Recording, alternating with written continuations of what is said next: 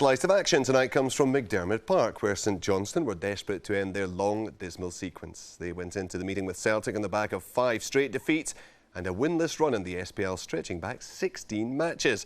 Celtic, on the other hand, have been flying. Success in Europe midweek. They'd won 8 straight league games going into this one and were unbeaten on their 4 previous visits to Perth. Saints chasing their first success of the campaign, but it was clearly going to be a tough challenge. John Barnes was there.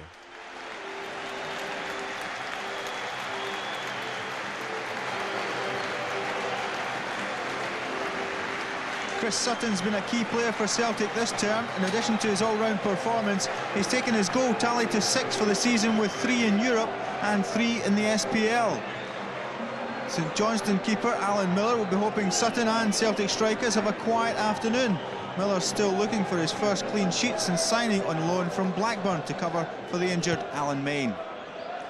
St Johnstone make 2 changes from last week. Stuart McCluskey's injured, while John Paul McBride drops to the bench. Benito Kemble and Willie Faulkner are recalled.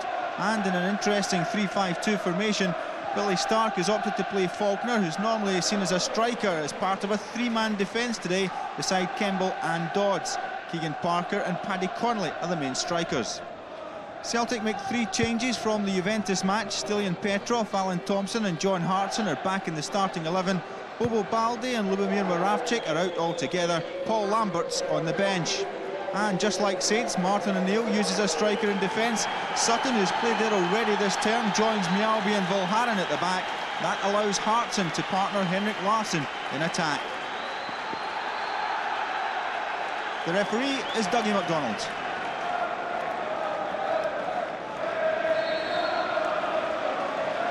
So Celtic get this match underway.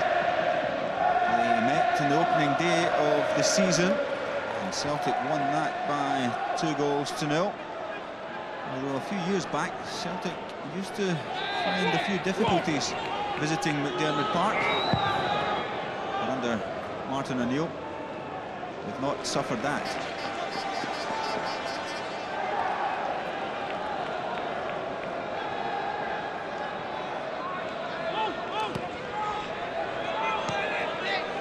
Dasovic sliding it through. Powerful running there from Mark Lynch. There's a Gat under pressure from Lovenkrantz. Good work from Lovenkrantz. Now a positive start for St Johnstone. Lydia Gat caught there by Lovenkrantz, and good footwork by the St Johnstone striker to fire that one in.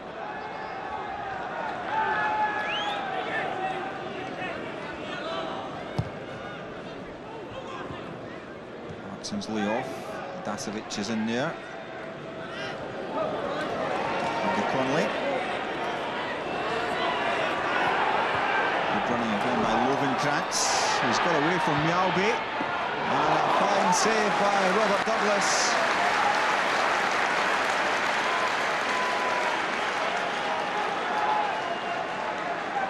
Positive running once more from Lovenkrantz, and that was a timely intervention. Sutton gets in ahead of Parker with the header. And here's John Hartson. Good play from Hartson. Petrov. Fine layoff for Agat. Swing it in. There's Larsson. Well, it went under his foot. Not the kind of control you expect from Larsson. Agat swinging it in. And Larsson, first touch letting him down. Stilian Petrov making his first reappearance here at McDermott Park since he broke his leg back in March. At one stage he did say that he wouldn't return here to play, but well, that's all changed today. Larsson.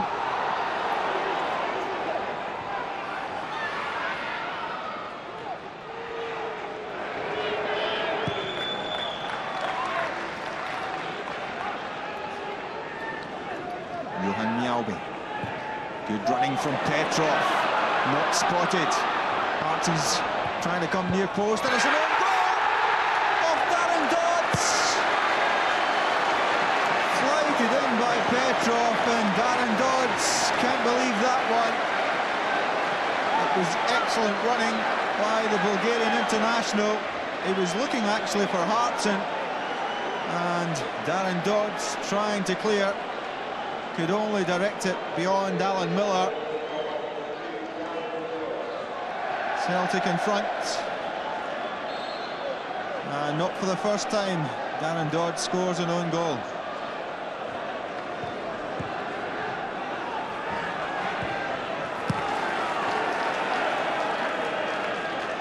Well, he'll be happy. Maybe it wasn't a Celtic player who put it in the net, but he'll take it. Billy Stark will be none too happy with that after such a good start to this match by his side.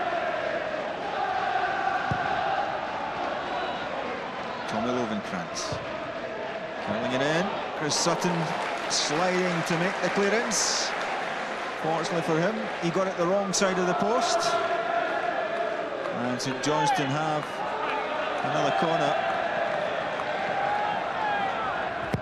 Hartley swings it in, there's a hit. And Darren Dodds makes amends. Well, he's done it before in a game. He's scored an own goal, and then he's gone up the other end and made up for his earlier mistake. And he's done it once more. Terrific glancing header. He out-jumped everyone, and Robert Douglas got a touch to it, but he couldn't keep it out. And the second goal of the season for Darren Dodds. That is for St Johnstone. Henrik Larsson. Now Thompson. He can hit them from distance. Decides to play it into Hartson, going for the return. Hartson's layoff. Still Ian Petrov. Drags it away from Faulkner. And he's tripped. Drag back from Petrov, deceiving Faulkner. Plenty of players in the St Johnstone wall. There's Thompson, curls it! And that wasn't far away at all from Alan Thompson.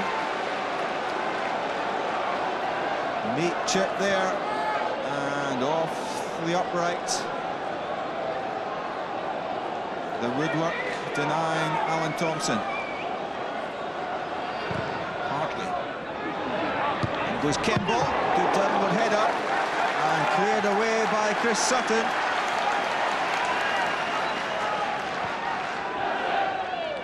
It's a good leap by Benito Kemble, and neat defensive work by Sutton.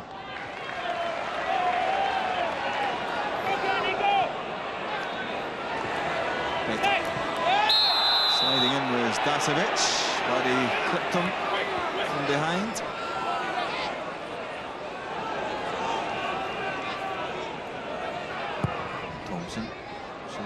From the sunlight, Hartson the downward header, in goes Larsson, knocked away by Miller.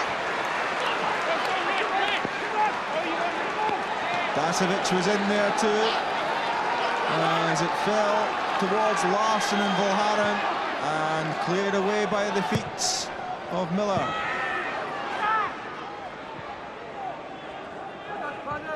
Sutton, Larsson, now Petrov. Driving into the area, Petrov cuts it back, and a fresh ear shot from John Hartson.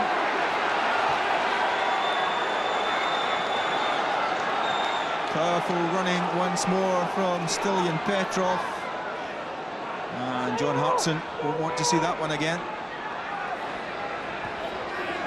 Here's Sutton. Chested down by Larsson to Hartson, and he's pulled it wide. Hartson's had a few good chances in this first half. He's failed to take them. And that was another. Sutton. Petrov.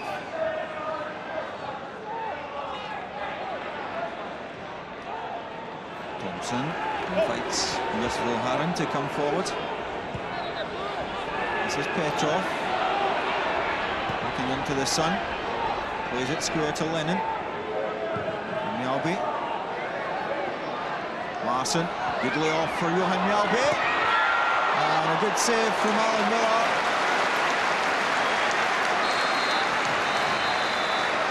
Neat flick from Larson into Mjällby. He was always stretching.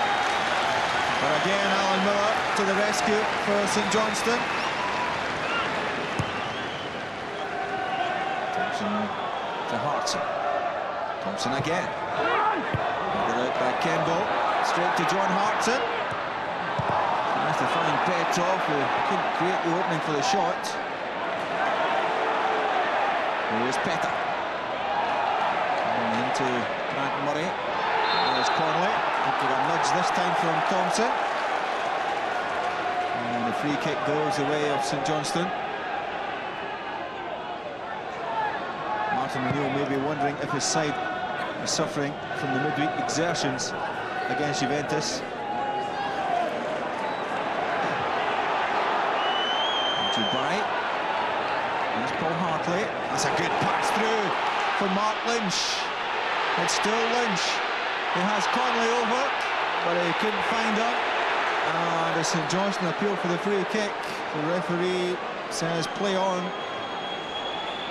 The chance was on there for Lynch to have a run at the Celtic rearguard, but it all came to nothing.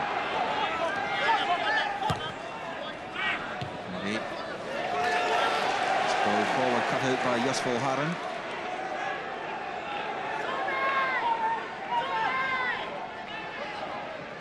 Good play from Connolly and from Murray. There's a header from Paul Hartley. Well, he didn't get the proper connection. I wonder if a shout from Tommy Lovenkrantz, who was coming in at the back, would have been better. Hartley went there and Lovenkrantz was waiting to fire it in. But I think he's suggesting he didn't get the shout. Hartson turning, showing his strength. And he gets away from Dodds. This is Thompson. He's giving it straight to Lovenkrantz. Lovenkrantz finds Hartley and continues his run. Here's Lovenkrantz once more. He just got it caught between his feet. This is Connolly. Harry Connolly wins the corner. Deflected off Chris Sutton. Good play from St Johnstone on the counter-attack, and Connolly with a shot. The game livening up again. Thompson. This is Didier again. There's not been too much change out of Lovenkrantz this afternoon. Now he's trying to test him for pace. It's a Gat. Hartson. And he couldn't get a proper, powerful connection.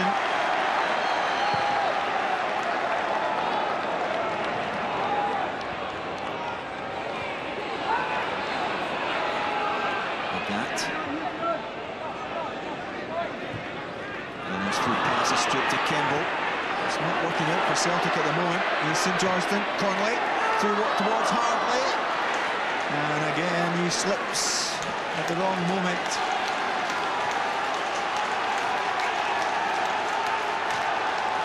Connolly spotted Hartley in space, but he just couldn't get there. Petrov going to break the ball now. Here's Henrik Larsson. And he's not caught it properly. You thought for a moment he's not had a chance in goal today. That was his first. And he put it wide. He'll be disappointed with that, but all credit to the goalkeeper, Alan Miller, who was quickly off his line.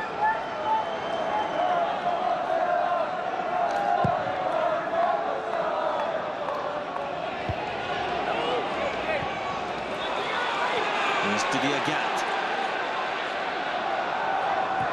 Good cross in, and there's Darren Dodds with a glancing header. And he got all the permutations right on that occasion. It could have been number 3 of the day for Dodds, but a perfect piece of defending. Petrov's corner. There's Hartson. He couldn't get in ahead of Alan Miller. And a long chase on for Lennon against Dubai. And Lennon did well to just knock that out. Martin O'Neill changing things around a little bit, looking for a little bit more effort. Here's Hartson. Blocking challenge come in from Willie Faulkner.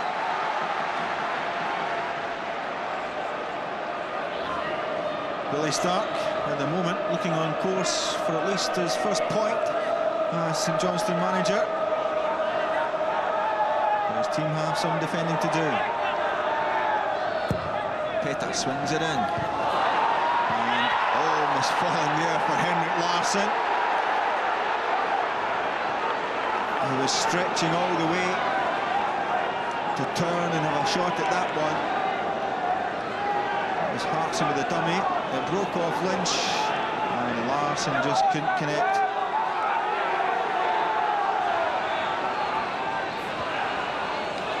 Petrov trying to get it through. It's cut out by Murray. It's Connolly with a layoff for Hartley. Hartley plays it first time. Dubai. Paul Hartley once more. Good play from Hartley. Drives it in. And almost knocked in there by Connolly. He's won the corner. Good wing play from Paul Hartley. Driving that across. Maloney. Peter swinging it in. And the header out by Faulkner. Sutton has given it to Jabai. O'Halloran makes the tackle. And now Hartley. Fine pass wide to Connolly. Lovenkrantz is beside him, making the run. This is Tommy Lovenkrantz. And he screwed it wide. Good running by Lovenkrantz. Spotted by Connolly. And you felt you had to hit the target there. But he fluffed the shot.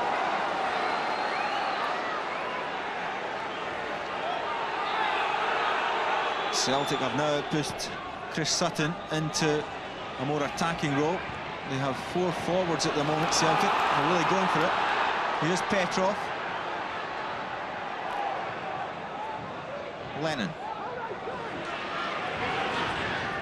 Paul Lambert swings it in. Hartson's there. It's through towards Larsson. Here's John Hartson. What a block that was by Darren Dodds.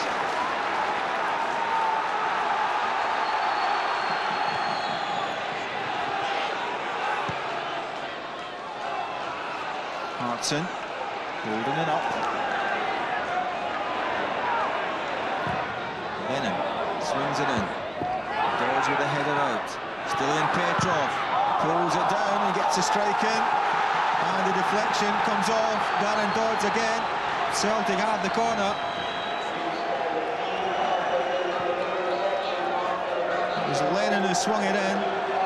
Dodds got the half clearance and Stilian Petrov fired it in, and a combination of Kemble and Dodds got it away for the corner.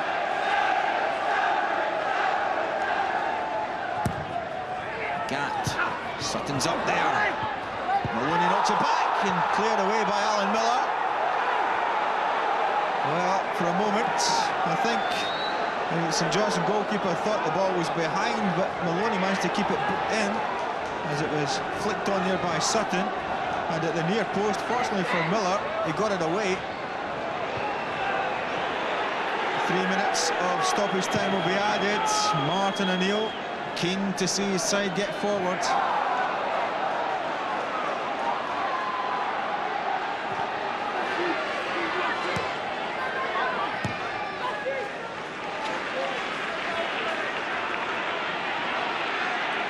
Neil Lennon tells Mialby to leave it.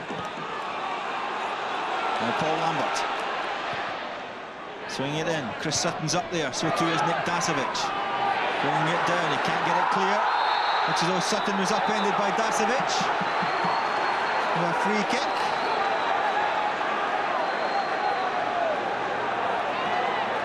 Hartson and Dodds having words. Sutton's in there too. And Kemble tries to play the role of peacemaker. Rashid Dubai succeeds in doing so.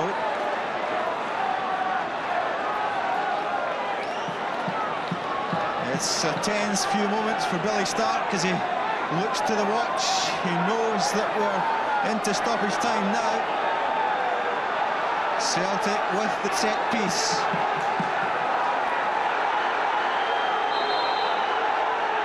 Will it be Larsson or Petrov? Larsson curves it in! And Henrik Larsson clinches a victory for Celtic. Joy for Martin O'Neill. 1 minute into stoppage time. Henrik Larsson does it again. It's his 12th goal of the season. And the perfect free kick. And huge sighs of relief from the visiting Celtic support. What a strike ratio Henrik Larsson has against St Johnstone. He got 4 goals in 3 games last season, and he's off the mark this time.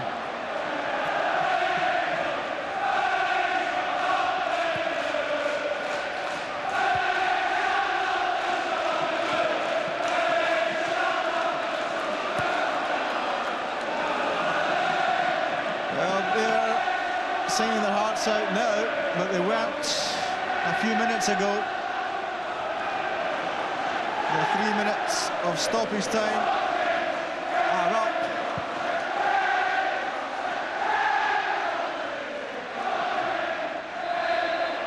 And referee Dougie McDonald signals the end of the match. Henrik Larsson, the Celtic hero, with the winner, which keeps Martin O'Neill's sides at the top of the table with that victory. For a moment it looked as though they were going to drop 2 points here at McDermott Park, but Larsson's curling free kick sends the Celtic fans home happy. Darren Dodds was a vital man in this match. 2 goals in the first half, 1 an own goal, which gave Celtic the leads, and 8 minutes later he was there to head St Johnstone level. He goes off an unhappy man, because it's Celtic who picked up the 3 points in this visit to Perth. Alan Miller produced an excellent performance. He's as frustrated as any of the St Johnstone players, but it's victory for the league leaders. The final scoreline: St Johnstone 1, Celtic 2. So a 6th successive SPL defeat for St Johnstone. Celtic extend their unbeaten run yet further. Gordon, you were up there. It was quite a 90 minutes. I thought it was a very exciting 90 minutes. I thought that the both teams put a lot of energy into it. Some good football at times, and St Johnstone matched Celtic for most of the game. I mean, they really did put in a good shift, and you know, they probably feel themselves very unlucky not to have taken something from the game, a point at least, in terms of how they played. But you know, I always remember Joe Royal saying at this stage of the season, all the good teams are at the top and the unlucky ones are at the bottom. And you know, St Johnstone, they're not unlucky all the time to find themselves there, but on today's performance, they should be doing better. They have been unlucky a couple of times recently, Chick. They seem to be putting in the performances for Billy Stark. They did. I thought they were unlucky on what we saw there. I wasn't at that game today, but certainly I didn't think it was a foul that Larsson's magnificently struck free kick. I didn't think it was a free kick at all. And it is a hard luck story, and the trouble is when you're at the bottom of the league, you know, that happens to you again and again. And hard luck stories don't. Why you're at the bottom? Well, of the it is, and you don't. It doesn't bring any points, does it? Hard luck tales. But if they keep fighting like that, they'll get something. Mind you, I've said that about the last 30 years about clubs at the bottom of the table. It never works out that way, does it? The other thing about it is that against the Old Firm, I mean, the teams do raise their game. Even the bottom team at times just produces a performance like that. The big test for Billy Stark will be if he gets that amount of effort and that amount of energy and that amount of determination out of his players now on a week-to-week basis against other teams who are in the same part of the league as them.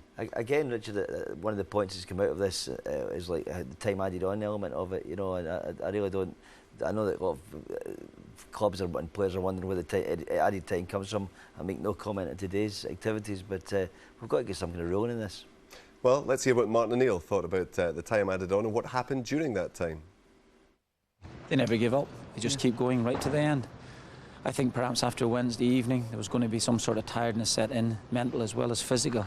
But you wouldn't have known that there in the last 15-20 minutes when we just thrown everybody forward to try and get a goal. Well, it looked like it was petering out for a draw. Well, not petering out, but it looked like it was going to be a draw, and we saw the board go up for 3 minutes. But when you got players of Henrik's calibre in the team, then you can always expect the unexpected.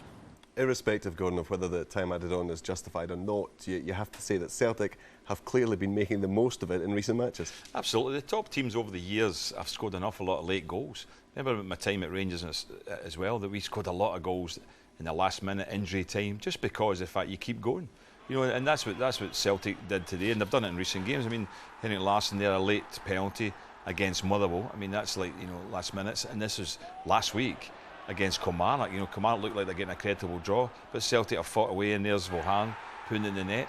And once again today, I mean, you could just tell that Celtic didn't relax and go for one each. They weren't happy with one each, so they pushed and pushed and pushed. They had chances, and eventually at the end, with the amount of pressure they put on, they got an opportunity, and Larsson put it in. We picked out 3 games there, Chick, where they scored in stoppage time to actually win them. 3 other matches during a 7-match run, they've also scored in the last minute or last couple of minutes of games. It's been going on for years, and Gordon's right to say that when he played at Rangers it happened to him as well, but it always does seem to happen to Rangers and Celtic. The cynical would say, no, that obviously I'm cynical about that kind of thing, but I mean, there's no consistency to it, and we know we're told that a substitution is 30 seconds is added for that, but there's never any consistency. I mean, it's like playing bingo, guessing what number's coming up on the board when you go to a match. Not that I've been bingo matches recently. I think I know what the age, but not that. Not that one. That's what he normally does on Saturday night. Exactly. I didn't know this was going on this Saturday.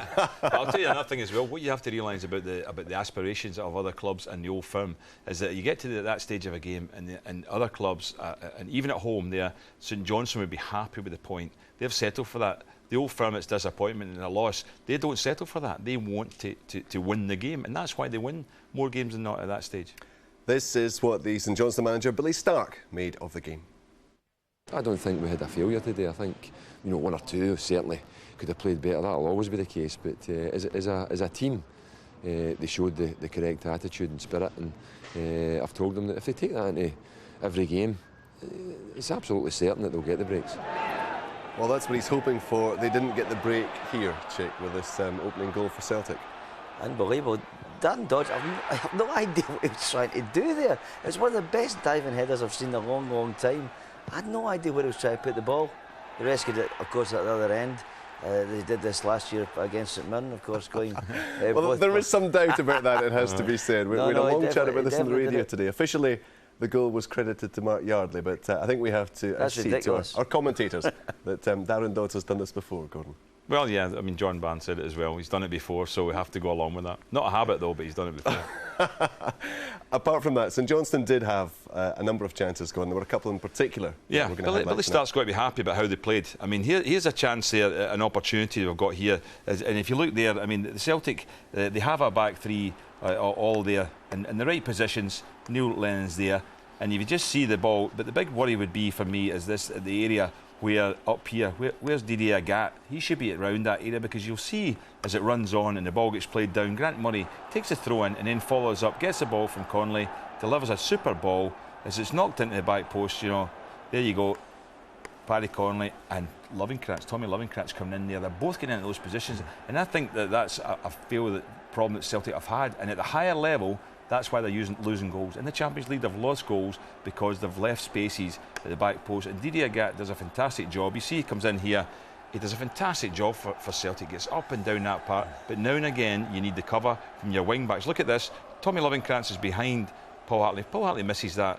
Tommy Lovenkranz scores there. And he should have done better, I guess. This was the other opportunity. I mean, there's right away down the picture there. There's Lovenkranz again. Didier Agat's out the picture. He's got forward. As it runs on, you'll see there where he's trying to go is actually he's trying to get. He's going up this way, Lovenkranz. As it runs on, you'll see there. He's through there. Connolly picks it up. Tremendous run from him here. He takes on Sutton, puts it in his path. There's nobody covering across.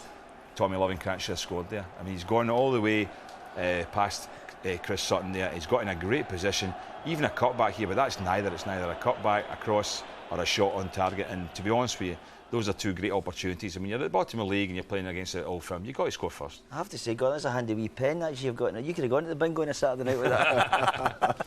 Yeah, this is our new high-tech gadget. Yeah, circling numbers. So we step up from the old Absolutely tactics not table. high-tech, but the gadget is. Right, the sport team dugout was off on its